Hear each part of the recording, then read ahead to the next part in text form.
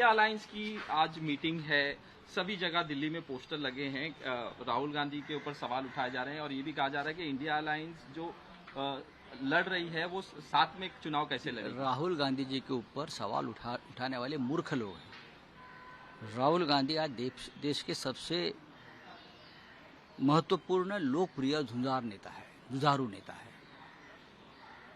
सरकार उनसे डरती है, निर्भय है, तो उनके ऊपर क्यों सवाल उठाएंगे आप?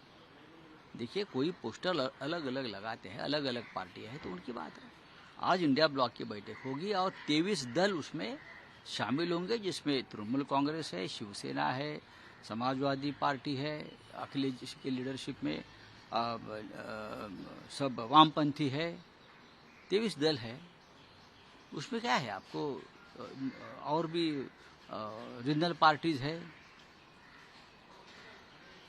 और ठीक तरह से बैठक होगी और 2029 की रणनीति तय होगी। सर, उद्धव ठाकरे भी शामिल हम शामिल हो गए, हाँ, लेकिन हम वर्चुअली शामिल हो गए। यहाँ से हम लोग 12 बजे और पूरी मीटिंग तक हम वहाँ शामिल रहेंगे। सर, 2029 का एजेंडा लेके आप कह रहे हैं कि एजेंडा एक ही है, देश के गद्दारों को सत्ता से हटाइए,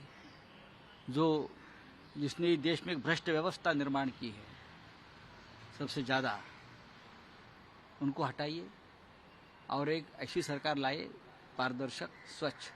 सर, आपने कहा कि उद्धव ठाकरे की भूमिका है कि चुनाव से पहले प्रधानमंत्री का चेहरा सामने बार बार एक भूमिका रही है। जब हम चुनाव में जाते हैं, चाहे किसी स्टेट में या देश में, तो एक चेहरा लेकर जाना चाहिए। विदाउट फेस हम चुनाव कैसे लड़ेंगे?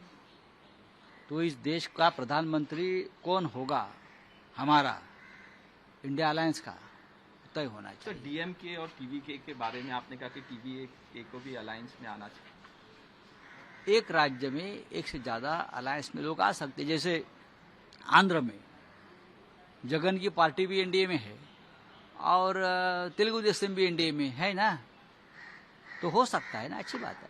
राज ठाकरे पे बात हो रही है कि राज ठाकरे भी इंडिया ब्लॉक में, अगर उनकी इच्छा है तो जरूर हम इंडिया ब्लॉक के बड़े नेताओं के साथ बात करेंगे।